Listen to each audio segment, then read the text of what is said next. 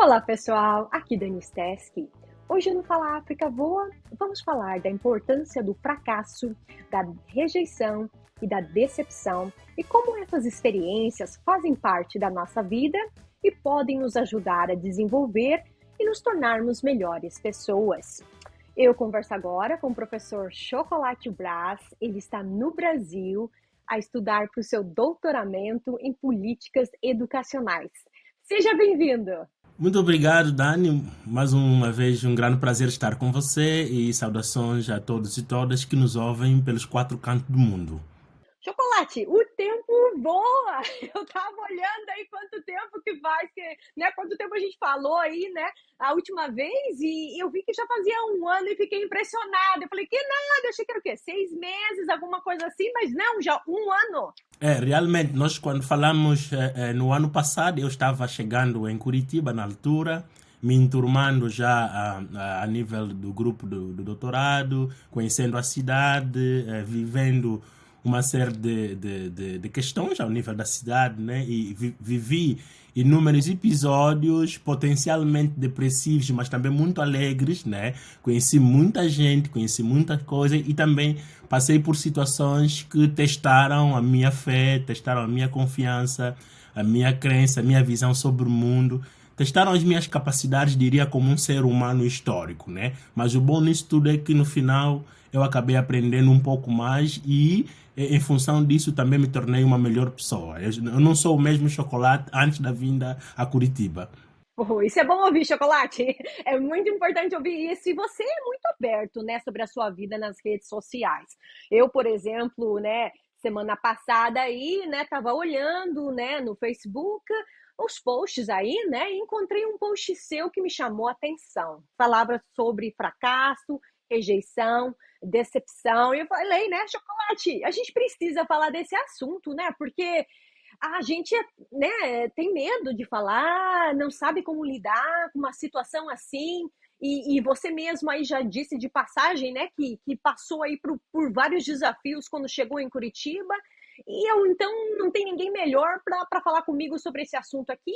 Então, para a gente, né, dar um contexto para o nosso público, né, sobre esse post do Facebook que eu estou falando, você pode fazer um resumo aí do que aconteceu e por que você postou, né, no Facebook sobre essa história do fracasso e rejeição. Eu posto sempre coisas no meu Facebook justamente porque entendo que ela é uma rede social muito utilizada por angolanos, né? Que eu sou de Angola e sei o quanto a partilha de informação, o uso da rede social como meio de educação, de informação e comunicação é muito importante. Eu uso isso, tanto toda a minha trajetória é feita fundamentalmente relatada nas redes sociais.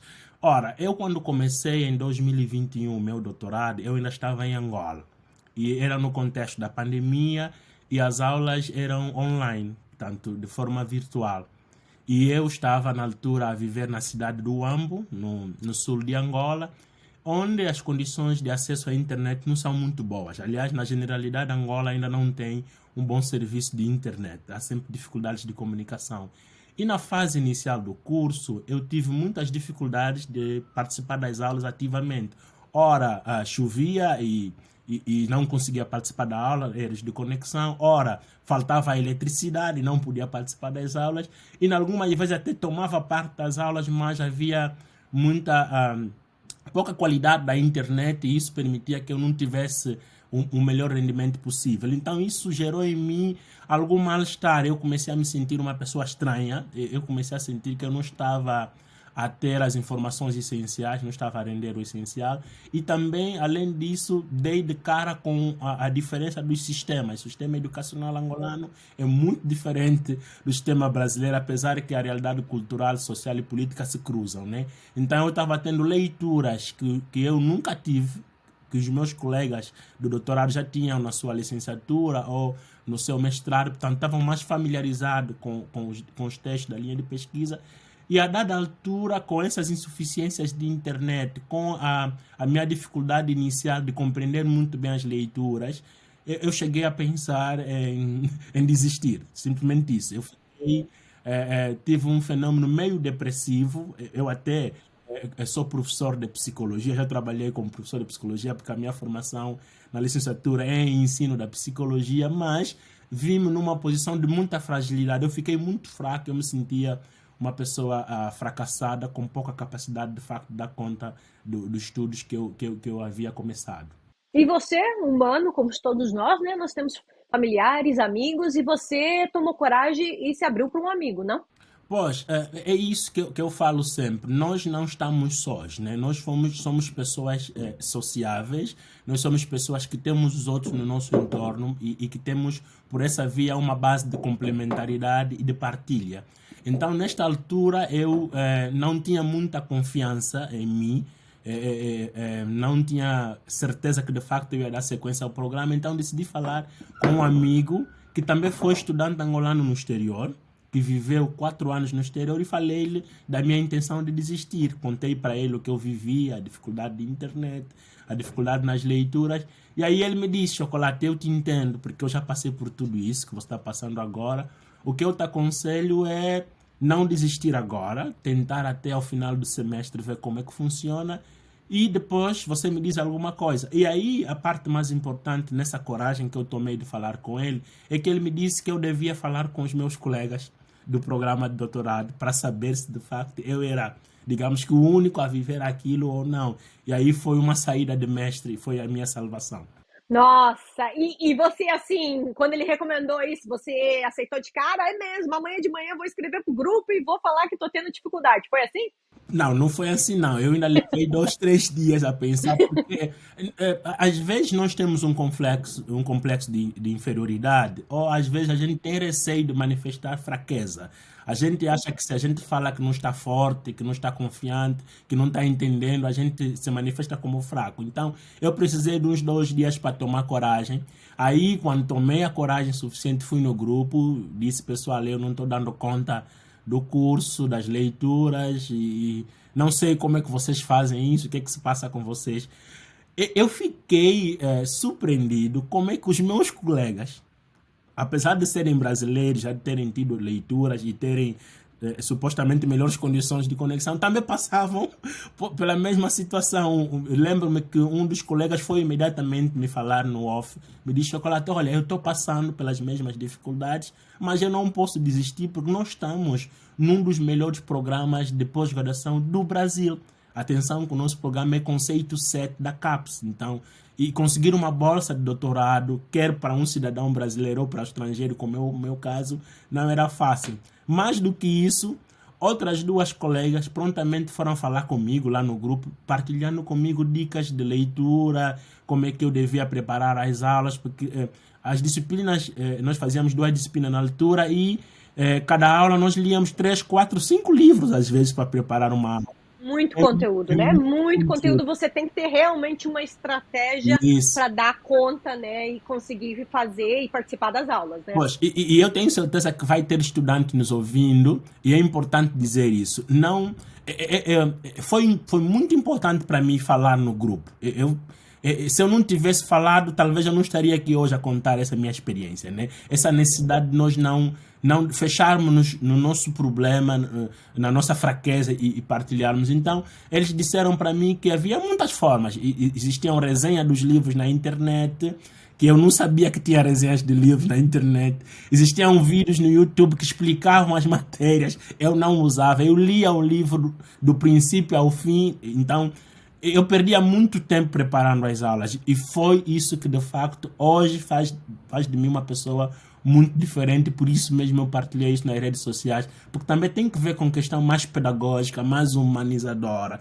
A educação não pode ser um processo, a formação não pode ser um processo só de estresse, mas também um processo de partilha. E, de facto, os meus colegas foram determinantes para hoje chegar no segundo ano, no terceiro ano do programa e conseguir avançar. Chocolate, gostei muito do que você contou aí. Eu tenho certeza que muitas pessoas vão se identificar com isso que você falou, né? Devem estar passando aí por um momento difícil, mas não tem nada melhor do que ser corajoso, de contar para um amigo, alguém da família, seja lá quem for, se abrir, começar a conversar para você começar a sair do buraco, né, Chocolate? Isso mesmo, porque a gente pensa às vezes que está sozinho, mas a gente não está sozinho. tem gente ao nosso lado que podem nos ajudar. E mais do que isso, é pensar que nem toda a gente vai nos julgar, né? Porque às vezes a gente não fala com o outro porque pensa que vai ser julgado, que vai ser exposto. Olha, de lá para cá passaram-se 2 anos e só foi na semana passada que eu falei sobre esse assunto. Meus colegas sequer comentam sobre esse assunto. E tanto é que um deles foi lá dizer: Chocolate, finalmente você ganhou coragem e falou para os outros. Porque é importante partilhar. É importante dizer que o estudo é um processo também de maturação, é um processo também de fortalecimento da nossa fé, da nossa coragem, da nossa energia, e os outros estão aí também para nos ajudar, né? Então isto é Uhum. muito importante, assim, foi determinante para mim. Eu acho que não, quando eu penso no conceito de turma, enturmar é isso, é estar junto, é sofrer junto, é vibrar junto, é fazer junto as coisas, né? Então isso foi muito importante. Então eu acho que quem está nos ouvir, independentemente da situação que esteja a passar, não importa o grau de gravidade da sua dificuldade, há sempre alguém que pode falar contigo, há sempre alguém que pode te acolher, que pode te abraçar. E isto é uma coisa que acontece na escola, que acontece no local de serviço, nas relações afetivas também. Então é importante partilhar, não nos penitenciarmos, não morrermos sozinhos com os nossos problemas, né? Isso é muito importante. Com certeza. Chocolate, o nosso tempo já estourou e eu quero finalizar aqui dizendo, né, que a nossa vida não é uma linha reta, ela é cheia de curvas e às vezes bem sinuosas. E a gente tem que, né, ouvir esses conselhos, né, que a gente está dando, né, hoje, outras pessoas que também dão conselhos e livros, né, que a gente pode ler também. E a gente tem que seguir em frente aí, como Chocolate, como eu também. E eu tenho certeza que você deve conhecer mais pessoas aí que também seguem em frente de cabeça erguida. Todos nós temos nossos momentos fracos, né? Mas estamos aí no dia seguinte. Tem que ir lá de novo trabalhar e buscar aí uma vida melhor, uma oportunidade, né? Chocolate, então quero agradecer a sua participação aqui no Fala África Voa. Adorei falar sobre esse assunto tão importante, né? Que as pessoas precisam ouvir. E espero que quando as pessoas vejam, né, esse vídeo, que um diálogo comece, né, entre as pessoas, para que, né, elas se sintam também melhores e possam, né, se tornar também um ser humano melhor, né?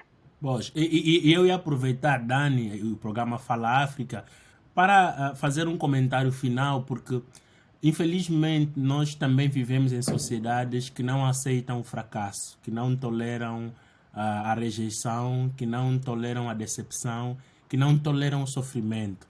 E esse julgamento excessivo da sociedade, seja na família, na escola, no local de serviço, às vezes leva a que a pessoa não tenha muita confiança para falar sobre os seus problemas, sobre os seus medos. Nós temos que entender que nós somos imperfeitos, somos seres inacabados e todos os dias nos vão surgir situações que nos vão desafiar, mas que todos nós fazemos o necessário para continuar a existir, né? Ninguém larga a mão do outro, ninguém deixe de cuidar do outro e ninguém deixe de ter a confiança de que de facto as dificuldades fazem parte desse processo, como você falou, né? Os caminhos têm curvas, contracurvas, elevações, têm buracos, mas no final, como dizia um grande filósofo, a esperança é amarga, mas os seus frutos são muito doces.